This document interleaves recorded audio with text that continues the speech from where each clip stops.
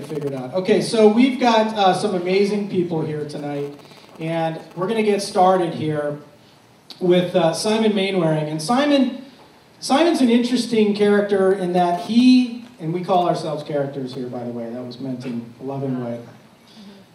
He's interesting in that he comes from Ogilvy. He comes from a background of marketing, traditional marketing. How many people are in traditional marketing in the room? Come on. I know you're embarrassed. And that's the very point. We have to make sure that in social media, we don't forget what we've learned for the last 50, 60, 70, 100 years. I think Jeff said it perfectly, right?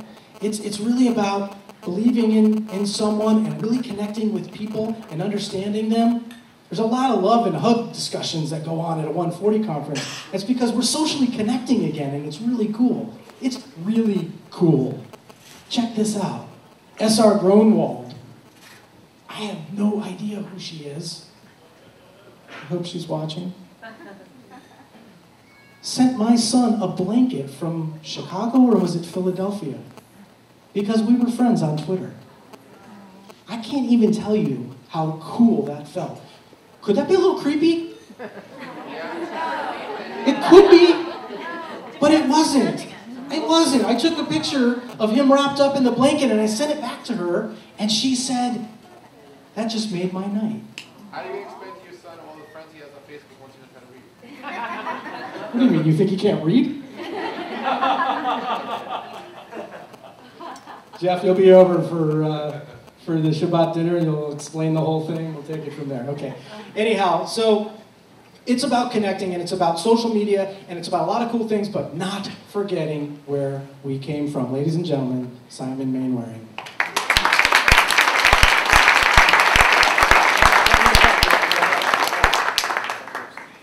Good evening, everyone. I'm Australian, which is why I sound funny.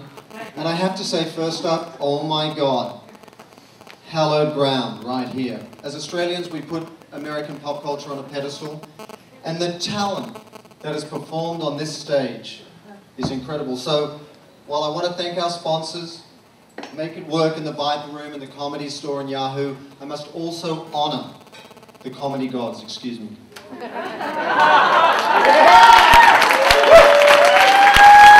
I'm hoping that will stop the floor from involuntarily consuming me due to a chronic lack of talent. But, you know, we've thanked our sponsors and we've thanked the volunteers, but I also really want to thank Jeff for what he just said in his talk. As Eric mentioned, I come from a long history of traditional advertising, and then I moved into digital advertising, and then deep into new media, and I now consult for a number of different clients a year. And what you got from Jeff at the opening of his talk this evening was a window into the future of business.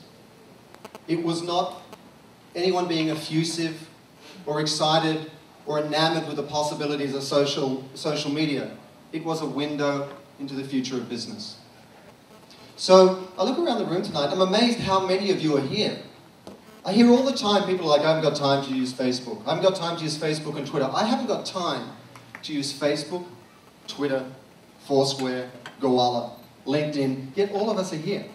Which begs the question, what did we do at work before there was social media? Did any of us in this room actually do anything at all? So, thank you all for being here. I really, really do appreciate it. And we're here to talk about the real-time web. And I would like to do something a little unexpected in that I would like to talk about some of the key principles we rush past in our hurry to take advantage of these new tools. In terms of what those principles do in allowing us to leverage them in the right way. So I'm going to talk about three things. The first thing are the 5 major trends that are coming together right now that are going to transform the web even as you know it. Transform the web even as this literate audience understands it today. Secondly, I want to talk about the 4 principles that everybody overlooks and that I invariably come across in my work with brands. And then finally, I want to give you 3 rules to live by that will enable you to succeed in this new marketplace. So, 5 trends, 4 principles that are overlooked, and 3 rules.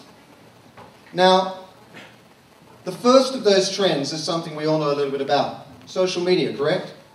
Who knows the latest figure on Facebook? How many users are there? Is it 420 million? Over 500 million already? And yet Facebook isn't even in the top 10 of social networks in China. In fact, in terms of size, if you went to South by Southwest this year and went to the China talk, you would have heard them say that the most talked about brand across social media in China is the Ford Focus. There are 140,000 messages a day about the Ford Focus in China. And they're not congregating around the Ford site, they're congregating around the nicknames that different communities have for their car. For example, my little rabbit, or my little darling, or whatever it might be in Chinese. So not only do we have people talking about the brand to that extent, they're doing it in communities around nicknames, which is one product of a brand being talked about across multiple platforms.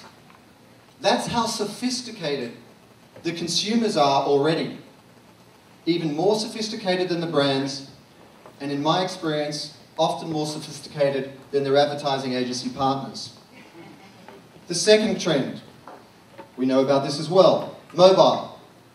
You know how our kids all ignore us and have no eye contact anymore? That was the one thing I missed at South by Southwest this year. Just seeing the colour of somebody's eyes. There was everybody huddled over in the corner. We're all in the communication business, we're all about connectivity. We're all huddled in a corner in hoodies. You know, collapsed over, looking for a PowerPoint, trying to find an AT&T signal. But mobile. Now, the UK firm Coda just came out with a statistic that they estimate that mobile data usage will increase 40 times by 2015. So as much as you think smartphones and usage of social networking on smartphones is ubiquitous today, 40 times more in the next, not 10 years, in the next 4 years. In fact, Facebook is growing faster on mobile phones than it is on desktop right now. The third trend, Foursquare, Gowalla, and as we all know, in the next 6 or 8 days, the bully in the schoolyard, the behemoth will wade into it as Facebook launches its LBS, its location-based system. And did you hear today that Mark Zuckerberg flew to meet the CEO of Foursquare in New York? Wouldn't you love to be a fly on the wall in there? So let's talk. So that's the third one, location-based. The fourth one is actual applications in your smartphones, but ones that directly relate to the business and how we're going to practice it the next few years. Who's heard of Baku? Baku Rates is a mobile application that rates the social responsibility of a given brand and allows you just to scan the barcode of a product in the store. Who's heard of brandkarma.com? That was launched a few weeks ago by Craig Davis in Australia. That aggregates the social responsibility of any given brand and rates it using a lotus flower. How they treat their employees, you know, how environmentally responsible their production methods are, their corporate responsibility program. So in a snapshot, you can be in a store and go, you know what?